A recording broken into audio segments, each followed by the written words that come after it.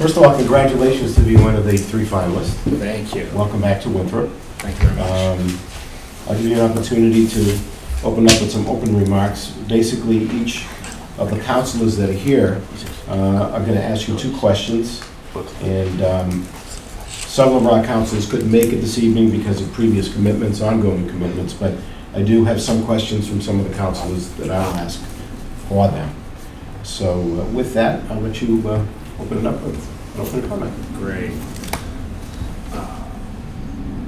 So my name is Faison. I grew up in Durham, New Hampshire, so small town. My dad coached basketball at UNH. So I have been very close to small local government my entire life. It's one of those passions of mine. I was doing stuff for campaigns at a very young age, and I kind of curtailed my education at Bates and then Northeastern concerning working in municipal government. I really enjoyed the work so far. I worked in Somerville for a few years in the mayor's office, which was a great experience. I learned a lot there, and I developed some good connections with different community groups around here, as well as different levels of government. I've been in Brookline for 3 years now, primarily in charge of the budget and working with department heads and supporting the select board. We recently changed to select board from selectmen, so trying to get the lingo straight all of the time. It's kind of difficult. It's only been a few months. But, you know, I've been building my resume and working to kind of get to this point for communities to start to consider me for the top role places. I've been incredibly interested for years now in getting into the town administrator, town manager type of role. I have developed a financial acumen that I think speaks to that, as well as I've worked in large roles and on major projects in multiple municipalities to kind of develop the mindset and work ethic to kind of do this type of position. I've been at the table negotiating, I've worked on IT projects, public safety, all different types of things in my time in municipal government, but it's really all been leading to getting opportunities like these where a community can kind of hear me out and understand if I'm kind of the right fit based off how I communicate and my management style for their community. I'm very confident that it's going to happen in the near future, and I'm just looking for the right community that really thinks that I'm the right fit for them and can't really wait to take the ball and run with it. Thank you. First question will come from Councilor Amy. Sure. Thank you so much for being here this evening. Thank you. As town manager, how will you measure and evaluate the performance of town departments? And similarly, how do you expect to be overseen and evaluated as town manager? Sure. So, when I was in Somerville, I was an analyst in the mayor's office, and every day I went to work trying to look at data and metrics concerning every large department and then eventually every department. There was a group of us. I flipped around some of the departments that I had, but any data that I could get from a department, I was running different types of analysis, regression analysis, mapping, all different types of things to look at the data, because I really feel like when you attach metrics to the work that's being done, that's the way you can do it more efficiently and potentially better. And what lots of municipalities have done over time is they've developed ways to collect the data, but they haven't held departments accountable to that data. You need to do things like set service level agreements. We're going to fix a pothole in 24, 48 hours. We make this promise to the community concerning how we clear snow, those types of things in this area. So any data that you can get, I feel like, is very important to any department. So what I like to do in our budget in Brookline is we have goals and objectives and then accomplishments. So I give departments the opportunity to kind of present to us different things that they're prioritizing in the coming year, but then also highlight some of their accomplishments that they've made. And really we try to tie the accomplishments to previous goals and objectives so that they're showing progress. We also have data that we put into the budget for each department and division so that people can kind of see the progress over time and where they're projecting to. So it is incredibly important to me to collect data and also give these departments the confidence that the data that they're collecting is important. the number of books that come out at the library isn't necessarily important, but if we have an idea of how many students in our schools are getting books from the library, we may have like an idea of the reach for certain age groups and things like that. So there's actionable data in all departments. So I'm really big on that, and I'm also very big on kind of delegating that authority to people and having them kind of run with it and search for data that they think is important. And then oversight of myself, I'm a big believer in performance evaluations. I think it is a very good tool that managers and then people oversee, the elected groups that oversee managers, can utilize, again, going back to a set of metrics, but you make a matrix and you set the goals and objectives together, you assess the potential accomplishments, or you assess the previous year together, and then you can be ranked and scored based off the progress that you've made towards certain goals, or if other major issues have come up in the previous year, different things that you've kind of worked on there. So I think performance evaluations, there's a whole bunch of different models of them, but I think they're very important because they develop kind of the story of a person in a position. HR has a file on the person of their first start date and all of those, health insurance, all those types of things. But what to me is important as well is kind of keeping some information on how the person is progressing in the position or how a person may be potentially failing in the position. Is that an answer? Yeah. Great. Thank you. Thank you. Hi. Hi. I'm Linda Calla. Nice to meet you, Linda. My question is, the opioid crisis is at epidemic levels, and how supportive are you in terms of recovery programs, and have you had any experience in the communities that you've been working in, and how have you dealt with them? Sure. So it's an insane situation that we're in right now. Actually, I wrote my thesis in college about it's called critical race theory and the drug laws that have been on the books federally in our country. We've always had problems with drugs in our country and how we kind of enforce the use of them. And I'm one of the, Brookline just signed on with this, but there's potential lawsuits concerning the distributors, and we got into this situation because of certain types of drugs that were overprescribed, and now what we're dealing with is a significantly more serious drug, even though it's just not time release, it's the same chemical compounds essentially, but we're dealing with the after effects of that being a cheaper alternative. In Somerville, we worked on getting Narcan out to all of our officers, all of our firefighters. That to me is like a baseline easiest step for places to take, because you should save someone's life if you can. It's not a super complicated thing, and it's also something that I don't necessarily think need to be negotiated with unions. But then this is not a community by community problem. This is a statewide or federal level issue, and there needs to be local oversight concerning what you can have oversight over. So the Narcan, how you interact with, firefighters interacting with potentially fentanyl in the field and stuff like that. Like, you need to have your people who work for you prepared for these situations that they may interact with the drugs or people using the drugs. But then it's also on health and our interlevel relationships with different levels of government, of communicating the concerns that we have of what is being done with these drugs being trafficked across the state, across the region, what's being done. So it's an incredibly large problem that not one municipality can tackle on its own.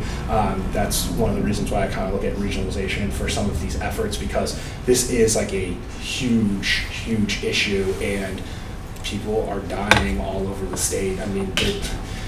Anthony Bourdain years ago actually did a show where he went out to Greenfield, and my mother grew up right next to Greenfield in Bernardston. I've seen how Greenfield has changed. I went to college at Bates in Maine in Lewiston. Like, when I was in college, it was the, based off enforcement, second largest concentration of crack usage behind Baltimore. So like, I've seen communities that have been completely negatively impacted by drugs and what it can do and how it just grinds everything to a halt. And I will work incredibly hard to prevent that from happening in any place that I'm in charge of. And I'm also going to work very hard with public safety to kind of ensure that they're providing the best services that they can for the community. Sounds good. All right, thank you. Councilor Terry.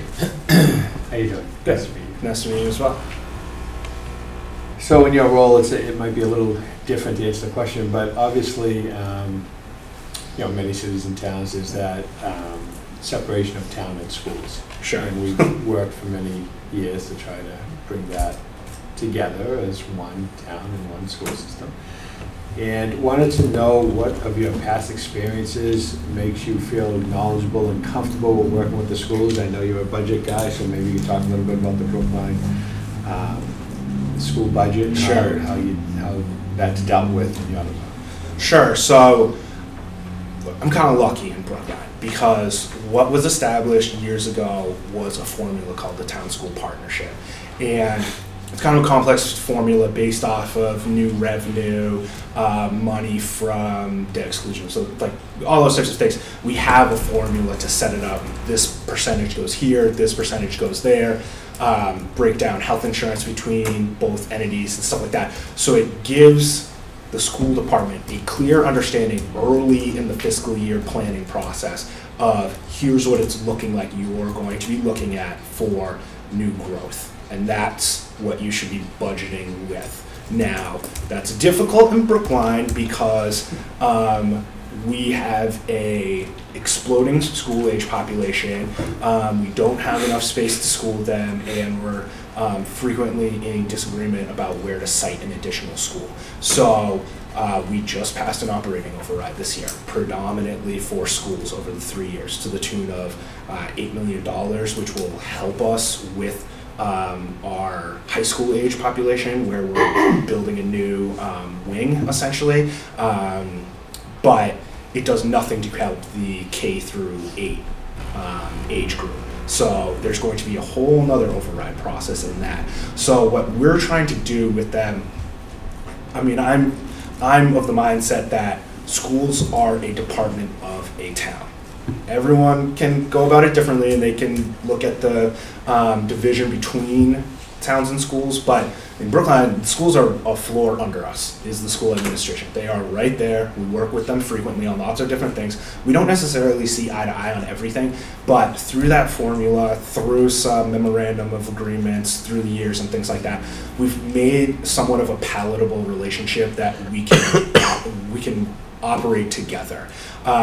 We have a large finance committee that has some issues with that town school split. They have issues over the past 2 overrides that they felt like they were too school focused rather than town focused. We are kind of facing a time where the town, while it can always spend more money on things, the town is funded appropriately right now. And the schools, because of the large increase in enrollment, really does need that funding.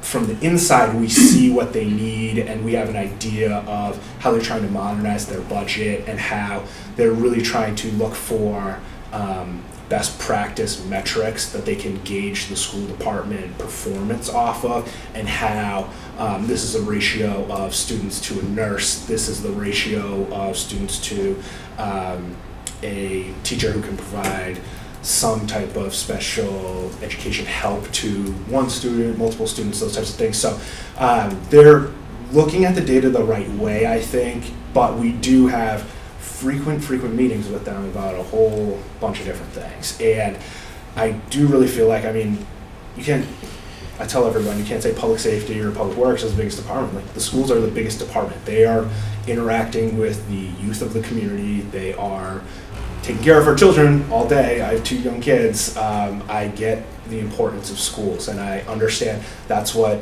people move to communities for. That's why people leave communities. They're incredibly important. They're also a part of the town, and everyone, I always try to express to people that they need to work together. There's no reasons to butt heads about this is town versus school or any of that type of stuff, because again, it's one budget, it's one set of money, there's one pot of money that's coming from the state, there's one set of revenue that you're getting from property taxes and stuff like that. Like, it's all the town's money, and there needs to be a good relationship to kind of. And two quick follow-ups Sure. with that. What's the percentage of the school operating budget to the town's budget? And when you just mentioned the $8 million operating override, you said majority going to schools. Yeah. Did you do a menu type thing so that people knew that, 60% was going to the schools? Oh, we set out the menu, yeah, absolutely. So the override was, I think it turned out being 1.1 million to the town and the additional 6.8 million. Yeah, was going to the schools. Operating Yeah. budget? Yeah.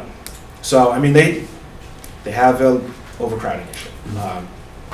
No fail. And then in terms of percentage of the total budget, so if you do it their budget as a percentage of the entire town budget, it's right around, I want to say 39%, but then when you add in benefits and things like that, it goes up to 59%. So they're a huge part of the budget, no question. So yeah, can't have an adversarial relationship there. Councilor Serna. Sure. As town manager, you will hold the most important leadership role in our community. How will you create a culture of open dialogue, compromise, and a solution-based approach within departments and the community at large? All right. So first thing that starts with me is having your door open and being willing to talk with everyone in the community. What I would set out to do in the leadership role is first assess what the community wants, what direction the community is looking to go in. So I'd be talking to all of you about where you think the community is going and where it is 2 years, 5 years, 10 years down the line, what you're looking for. But that's also a discussion with the community. Like I said before, the community pays these taxes. This is the community's money. And I'm coming to this community to try to make it the best place for people to live, work, play, raise a family. I steal that from Joe in Somerville, but I truly believe that's why I come to work, is that I am trying to make a community great for people who live there and spend their money appropriately so they continue to live there and their community continues to thrive. So being open with the dialogue is really keeping my door open. I'd be seeking out your advice on who do you talk to? Who do you have breakfast with? Who do I need to know about this project? Who is vehemently against this project? Who can I talk to? Any type of issue, I'd look to your oversight with. And then what I'd start doing is trying to show up to community meetings, community events, those types of things, making sure people associated this face with the position so they know who I am. It would be important for me to bring my family here so people would see us in the community, interacting with people, and making sure people know that they could stop me when I'm getting coffee, chat for a little bit, let me know how they feel about an issue, and go along their day. So I would want to kind of ingrain myself in the community as much as possible. And then with department heads, we have a really flat government. In Brookline, we have the administrator and us who support the administrator, and then the department heads. And we have a core group of department heads that we have closer meetings with, but the larger group of department heads, we meet with once every 2 months type of thing as a group.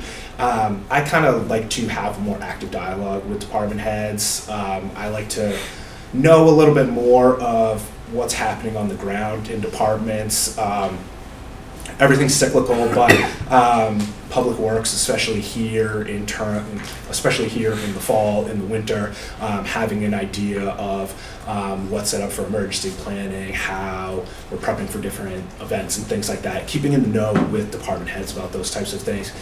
In the summer, it'd be working with like the library director about how do we deal with like an influx of kids when kids aren't going to school, and does that impact the programs and things like that. So having a better idea of kind of the cycles within different departments, and in terms of finance and things like that, like where are we on the cycle with the DOR and reporting, things like that. So it's really, I like not necessarily staff meetings, but I like to have my kind of my own list of checking in with department heads at least once every week or every other week, and then bringing in ones that have pertinent issues to the next week or two, so that they know that what's going on in their department is important to the town manager, and that their efforts are being communicated to the electeds and the community at large.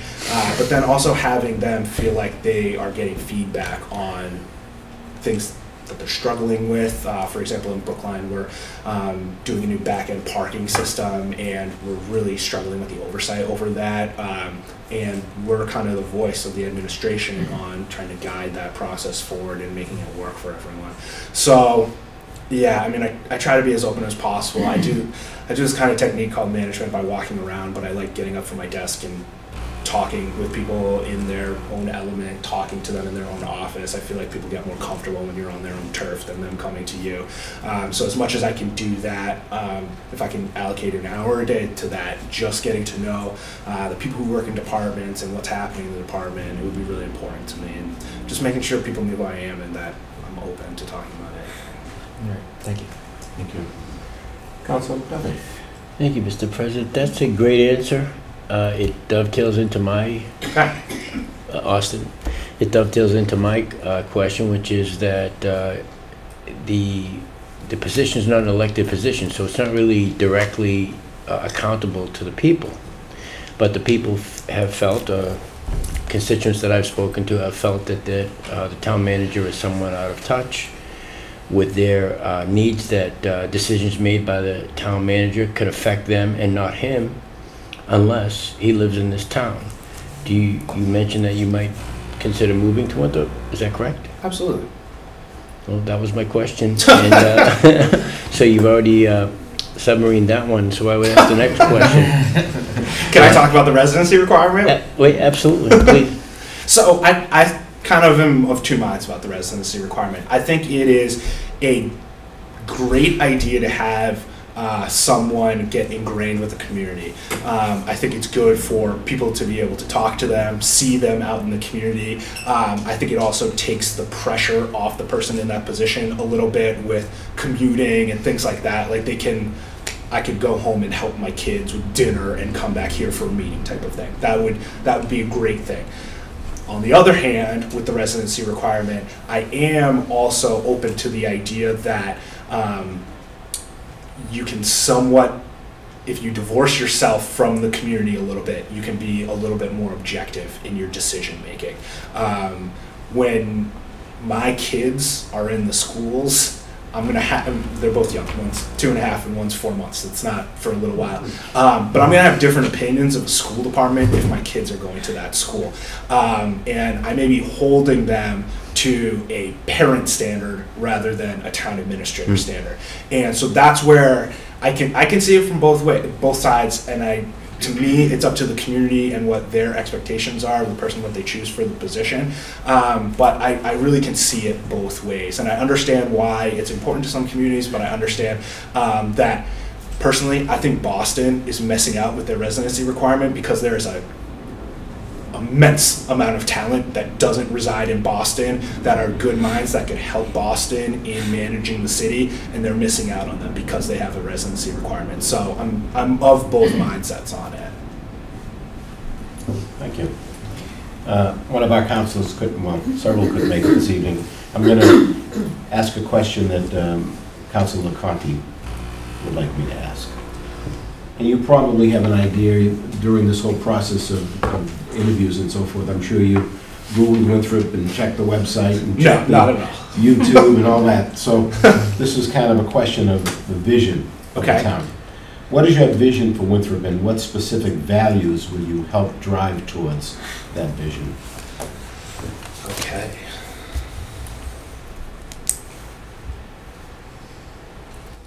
So, first of all, it's not necessarily my vision for Winthrop. It's collaborating with Winthrop to determine the vision that Winthrop wants to take forward. I have ideas of ways to make it through processes and to bring projects to completion, but just to begin with, my vision for Winthrop takes a backseat to the community's vision for Winthrop. Is fully how I believe of anywhere that I work. In terms of what I've learned about Winthrop, and the way I kind of see things going forward. I think there's some work to be done on some kind of fiscal policy setting and setting real standards for the future, so that you can kind of stem the tide with some of that stuff, because I think that I look at a lot of budgets across the state, but there's somewhat of an over-reliance on free cash, and I think that getting out of the mindset of using that and using that year to year, and instead using that towards more capital type of items, I think that is a mindset that could be changed over time. But in terms of the community itself, I see what's happening in the Boston region, and I feel like Winthrop is missing out on what is happening.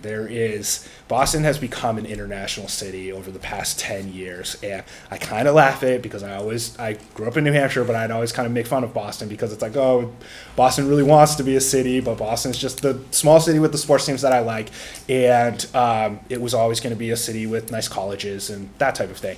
And what has happened is, with the concentration of tech companies and the concentration of development and wealth that has been found in Boston, it is exploding. And it is not just, like everything else, it's not just contained to Boston. It is affecting everywhere around here. I saw what happened in Somerville with Assembly Square, which was good times and like a Christmas tree shops. And now it is like thousands of people live there, thousands of people go there for dinner every night, people sell out every single movie that goes in that movie theater.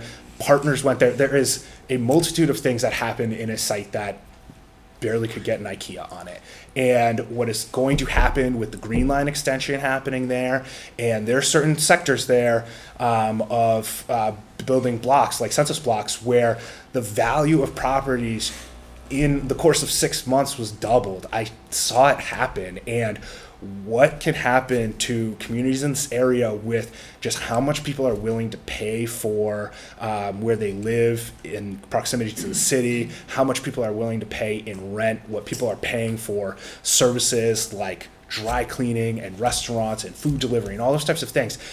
Winthrop should not be missing out on that. You are too close to everything else that's happening in this area to not be able to benefit from them. And that's what I would work extraordinarily hard to make sure you were gaining from the positive effects of that development. Now, I know there's one or two ways in and out of this town, and I know what makes this town safe, and I know with the waterfront property that you have, things that can be done there in redevelopment and things like that. And I know you have a business district that is just struggling for one or two things to go in there, and then the tide, like the wave that will follow that. You are on the cusp of a lot of things happening, and it is very similar to lots of communities in this area. It really takes the right development in an area, the right type of infrastructure project that can support that type of development. But Winthrop you guys are really in a good position to prosper over the next 5-10 years. And I think it really just takes a couple development projects, a couple new type of business opportunities to flourish in this area, and you're too close to the city to not benefit from all of the positive investment that's happening. There's too much happening to not be able to benefit from that.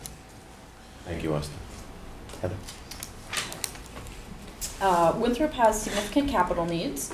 By way of example, town buildings, especially the fire stations, roads and sidewalks, and water and sewer infrastructure are in need of major improvements and or replacement. Similarly, several DPW trucks were recently taken out of service because they were in such bad repair they could not pass inspection. How would you approach the task of improving the town's ability to maintain, repair, and replace capital assets? Sure. So what I want to do first is have a better idea of the assets that we currently have on hand. So for all vehicles, what are we looking at? There's a thing called equivalent annual value, but it's a kind of sine curve that you get to this point and it's not worth it to keep fixing the car. It's better off to get a new car type of thing. I'd want to put all of the vehicles on that type of slide and understand, are we all way past it? I mean, that could be the case, but it's developing ways in a fleet management style of how do you replace vehicles over time so that you're never having everything fall on that part of it. So that would be where I would look at for vehicles. What I would do with the departments is that I would look for, if you're having infrastructure problems and where that intersects with Chapter 90 type of money, but looking how to best integrate road improvement programs with infrastructure improvements. So if you could kind of make a tail behind it, that you're fixing up the road after you do the infrastructure program, or building in the fix of the road into the infrastructure program. So one way to do that in terms of just the condition of the road is doing a pavement condition index plan, where you get a score for each road and you do a matrix, and then you figure out, okay, this road makes the most sense for us to pay for if we have $1 million. These two roads make more sense if it's $1.5 million, those types of things. So again, going back to the data and making assessments on things. With departments, beyond the vehicles, what I think is good to do is look through the history of how much has been used towards capital investment and try to set a standard for capital investment in the future. So we have an agreement with our Public Works Department of this is how much you're getting in capital each year. We may increase that in the future, but there's a baseline number that budget off of that, we're going to fix that many trucks. So it doesn't matter how much money you're dealing with. It's about setting expectations with departments of, if we're doing one dump truck, you do a fire truck every, depending on the age of them, but like every 20 years type of thing. So depending on how many fire trucks you have, kind of work backwards to figure out a way to replace them so not all of them are in disrepair at the same time. And then with like police cruisers and stuff like that, those have a shelf life of 2-3 years most of the time with how many miles they put on them, and what they do to the engines in terms of idling. You have an understanding of, we're going to budget for this much for police vehicles each year, and it may be a chief's car one year, or it may be 2 cruisers the next year type of thing. It's setting standards so that each department, you're working together. And again, it's one pot of money. It doesn't need to be adversarial, or this person gets this year because they made a compelling argument, and this other department gets it the next year because they made a compelling argument. I think with setting expectations and setting a plan, you can really work to develop a capital plan that works, and it takes a while to do that. I mean, it's not something that can be done overnight or anything like that, but we have a capital outlay part of our budget. We have a 5-year capital plan that we build with each budget that even has out years worth of projects. So it's really setting a longer term mindset on some of those things, as well as setting expectations. So you may not get this year, but we have you penciled in for 2 years from now. And what you have to do in responsible budgeting is ensuring that you have that capital amount there. So you set 6% of new growth just towards capital. And then you are putting that towards capital each year, and you kind of build it up over time. So, and then you debt finance some of it too. So it's a process, but all of these things, again, to me it takes a level of kind of information gathering and then developing kind of cost benefit analysis of where you're going to spend the money going forward. Thank you. You're welcome. Councilor Kayla. So you just said earlier that you were part of a large financial community. I assume it's Brookline? Is that Sure, Finance Committee. They have a large finance committee there. Oh, Finance Committee, okay. So revenue is a major obstacle in our town. Do you have any innovative ideas on how to prepare for and deal with the rising costs at just about every level? Sure. So I know most of your stuff here relies on property tax. I think that the best route forward for new growth in this community is either the development of new property to have additional funding towards the property tax levy, or commercial development. And in terms of commercial development, I brought up in my first interview concerning there's different businesses that are starting to pop up, and I'm seeing them pop up in a lot of different communities that they're kind of providing opportunities for people to work and not having to go all the way into the city. So co-working spaces, maker spaces, those types of things. I brought up the Grommet, who they're in Somerville, but they were purchased by Ace Hardware, a maker space that makes all kinds of different things, and they bring products to market. Fitbit, the Swell water bottles, all these different things, they came out of there. So it's being a little, it doesn't have to be a pizza shop or a restaurant or a little like real estate office type of thing. There are new places where people can work that I don't necessarily want to work in a Starbucks, but I would, pay, if I was working from home, I'd pay $100, $200 a month to have office space in a place that I knew I could go into, that was quiet, that had a desk and Wi-Fi for me, that you can get some of these people out of their houses that are working from home and have a space that's based off a subscription model. So there's probably 8 of them in Somerville. There's one in Brookline Village. There's one in Cleveland Circle in Brookline. There's one in Coolidge Corner as well.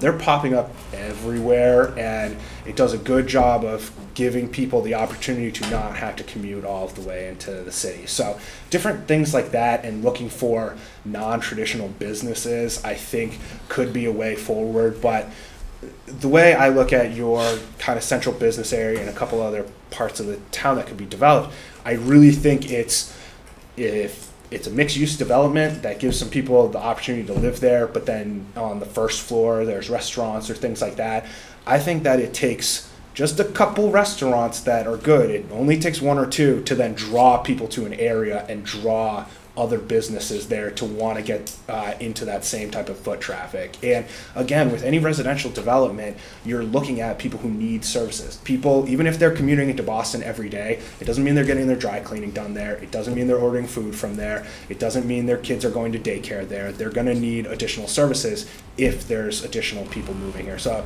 there's a couple different ways of going about it. But again, like I was saying, there's a boom that's happening in this metropolitan region, and it's not a city, it's a metropolitan region.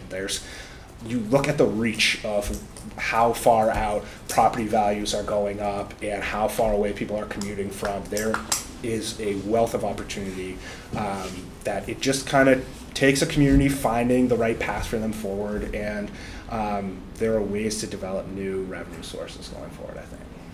Thank you. Thank you. Councilman Terry. Thank you.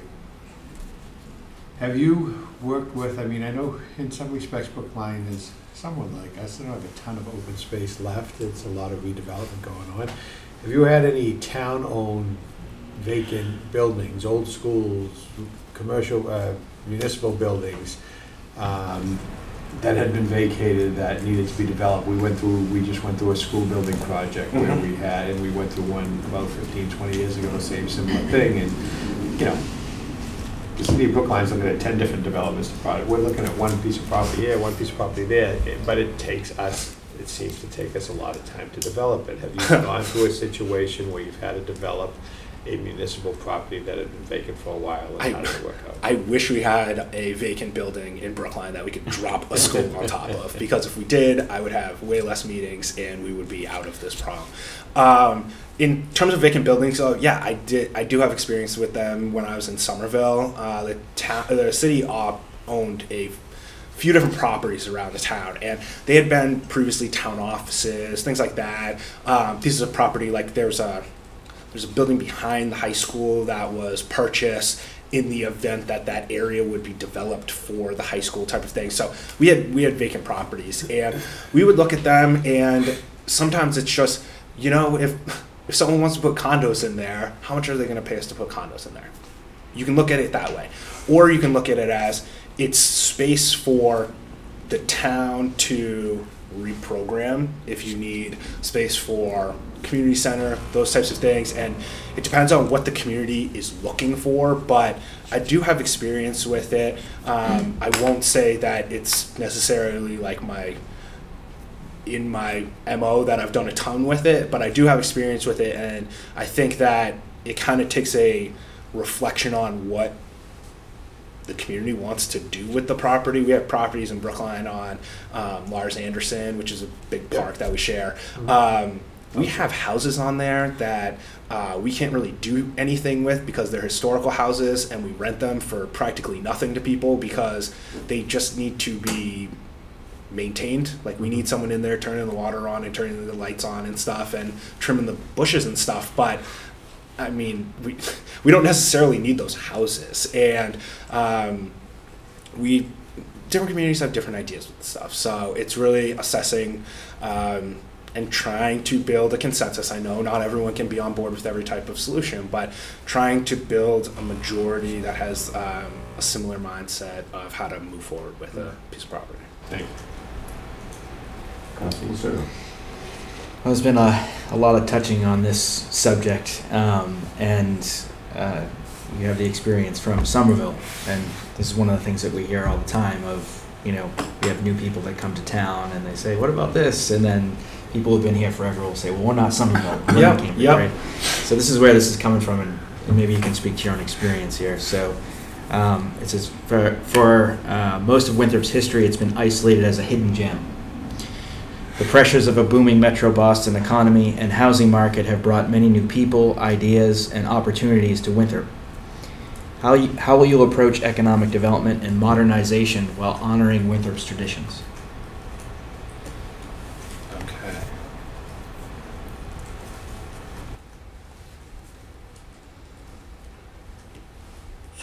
Sorry, just trying to take some notes. I like the name Hidden Gem. That's always nice to have a community that refers to themselves that way. You know, not every new idea is a good idea. Using data all of the time, I have been shown the error of my ways on multiple different things. An example being San Francisco completely modernized their parking process. They went completely demand-based. Every block would have meters that would change daily or weekly with their pricing. They tried to provide parking at as low as 25 cents an hour and as high as $10 an hour to kind of help people move around the city. I thought it was great. It got all this funding from the federal government. It didn't work. It didn't get them any additional money. It was all of this really interesting tech to me that, one, distracted drivers just as much as driving around for a parking spot did. But two, when you look at parking meters and then the sensor, so you would have a meter and then you'd have a sensor in the ground. And the sensor would tell you when someone pulls into a spot and when someone pulls out of the spot. And what they were trying to do is, as soon as someone pulled out of a spot, reset the meter, get someone in there. But what they didn't think about is that for each meter and each sensor, they're paying essentially a cell phone contract to communicate with the central hub. So you're looking at, usually those sensors are about $7. So $7 per meter, $7 per sensor per month for every single parking meter in the city to communicate with this program so you could know where there were open spots and stuff like that. They lost money. And I love tech. I think parking is moving in totally different directions and stuff like that. But chasing a new modern idea was not necessarily the right thing.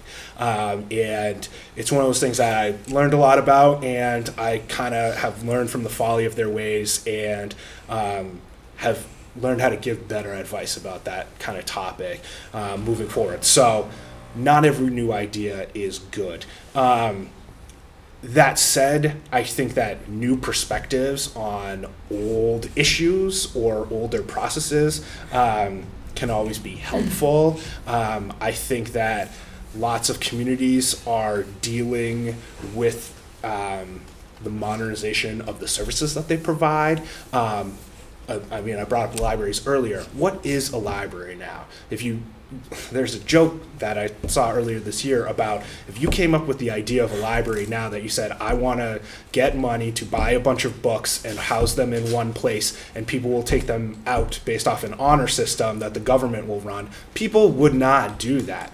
But we still are funding what that is now. When you look at what a library could be in the next 10 years with how inexpensive technology is, how much space there is if you reduce certain collections so that you could have more rooms available for kids to use for maker spaces or that type of thing, community access programming, those types of things could happen in libraries if we started looking at a library as a different type of thing. And there's all different types of examples of ways that you can look at the services that are provided. But then just with the idea of new development and honoring tradition, you know, we're under the gun in Brookline because we're under 40B. And so we're under our 10% and we're getting crushed by developers that want to take these 2-story buildings and change them into 11-story condos that, you know, a couple are affordable, the rest are market rate. It's not going to help our, I mean, we'll hit the 10% eventually with them, but it doesn't help us in the long run. And I'm all for development close to public transportation and things like that, but I do think there is something to be said with Coolidge Corner doesn't look the same if there's like 6 residential towers kind of that are parked on small lots type of thing. It won't be the same type of community. I do think it could be more densely developed, but the way I see it going forward is kind of multiple properties together working at how do you provide the same street level experience but then develop that area over it. A lot of these mixed use developments are really saying, okay, we'll get something into street level, but we want street level to look this way, and we're just putting luxury things on top or market rate apartments on top. And that isn't right for every community. Like what's in Assembly Square isn't necessarily right. And Assembly Square dealt with kind of a unique issue with the casino opening across the river. We didn't want the casino opening across the river because of all the traffic impacts to Sullivan Square and things like that. But also, it's a huge, tall eyesore with nothing around it. And what they had done in Somerville was kind of build up the development that it built up as it moved back from the water. None of that's really happening with the casino. It's just a tall building with a power plant across the street from it type of thing. Super swank place to go gamble, I think, for the future. So we'll see how it turns out. But there is something to be said with like historic-ish districts and neighborhood community development and things like that, that you really get a flavor for what was there previously. Look back at the historical photos. What did it look like 50 years ago? What did it look like when people say it was a golden age of a community? When people say they remember a community being a certain way, ask them, how did it look that certain way? And how can we kind of build that character? Does it take brick? Does it take different type of signage at street level? Does it take, you know, not having parking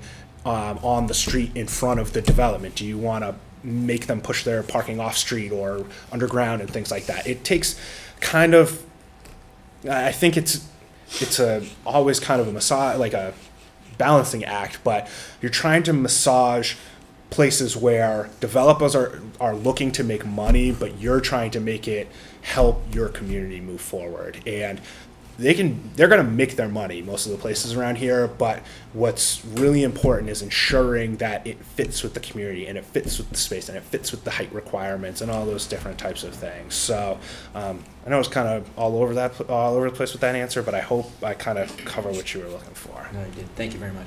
Well, Councilman Duffy.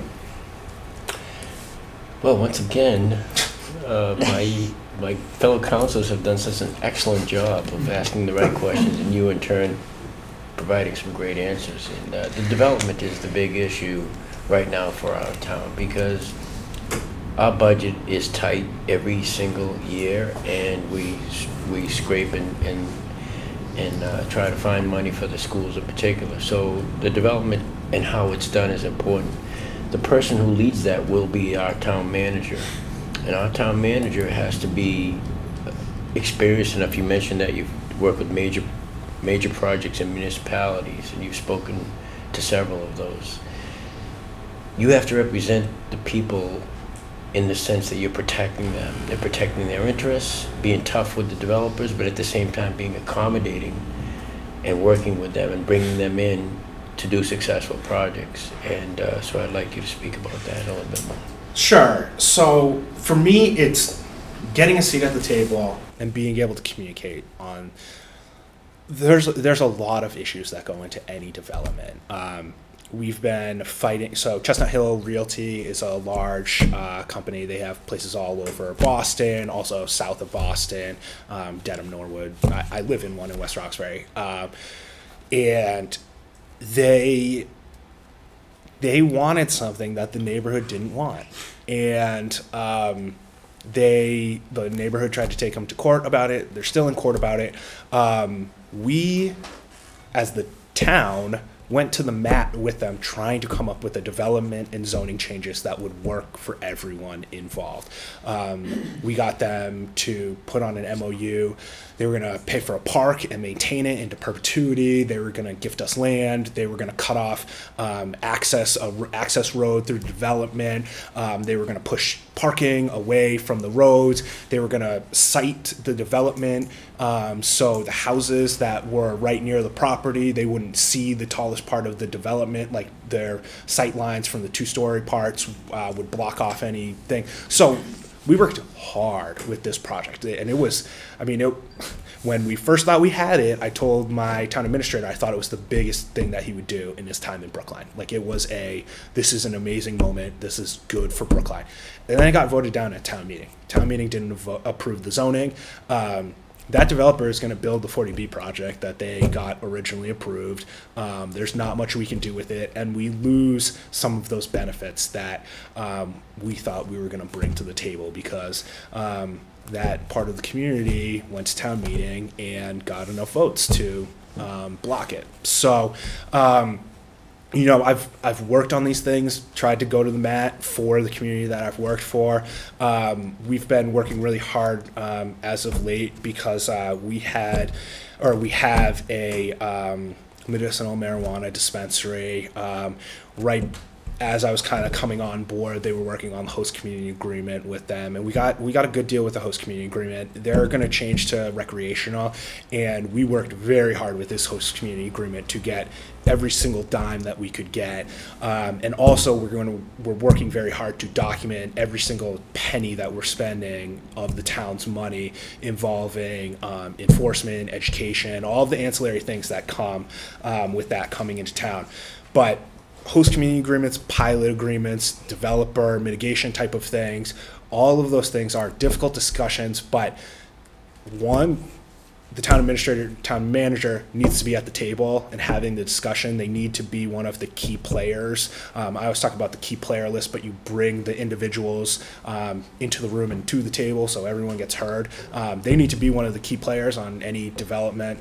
But then they also need, I would need to have my key players that I'd be working with within the community to say, I'm representing your interests, but I need to know what's the breaking point. Is it that they do if they fix every light within the 3 blocks surrounding them for us? Is it that they completely redo the road for this period of it, type of thing? It's kind of finding what the community would most highly benefit from mitigation wise, and then really working hard to try to get the things that the community prioritizes out of the mitigation process. The process is there so that the community can benefit from these developments. And I don't like 40Bs. I know why they're necessary. I think there's a need for significantly more affordable housing in every part of the state. I think this is like a national problem, not a unique to Massachusetts problem.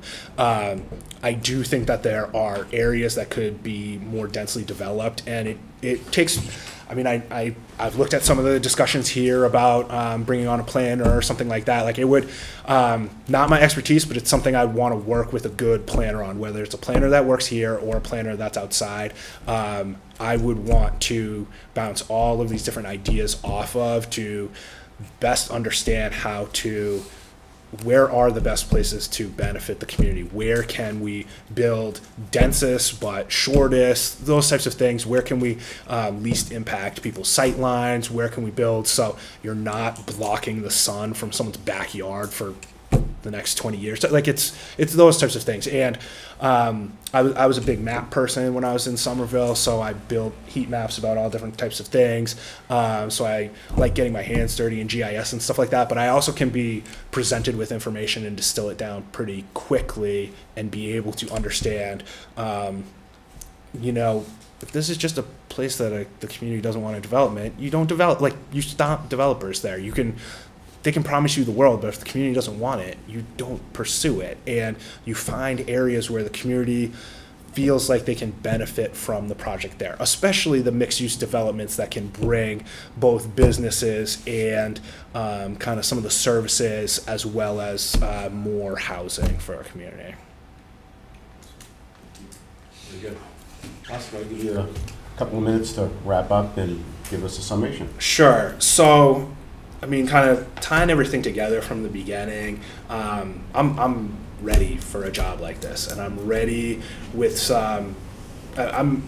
I say I'm not a change agent, but I have innovative ideas, and I have innovative, newer ways of going about kind of running a municipality. And I can't wait to have the opportunity to have a community that supports the efforts that I'm trying to put forward, but knows that I'm also supporting them, because it really is a team effort, and I can't. There's no job for me if there isn't a community, and again, it's not my money, it's the community's money. And what I've worked really hard to do is understand how a municipality works. I understand how money flows within a budget. I understand how departments are run based off their budgets. I am used to saying no about everything. So if you have a tight budget, it's not a problem for me, because I'm generally saying no to everything, especially with the increases to health insurance and some of the contracts that have come out as of late, things that get close to the JLMC and things like that. So I'm really just looking for a community that has some faith in my ability to kind of help them prosper, and in the long run really help develop, again, the community that people want to live, work, play, and raise a family. It goes back to, it's the people's community. I work for the people. I want to make this the place that the people who live in the community, it's where they grew up, it's where they went to school, it's where their kids go to school. I want it to be the best community for them. And I'm just looking for the best opportunity to do that in a community that's willing to kind of take a chance on me. I know I'm young, and I know I don't have as much as experience as everyone else that's out there, but I do know that I've kind of been trying to build to a moment and build to kind of getting opportunities like these and really helping a community move forward. Thank you, Austin. Thank you very much for the time.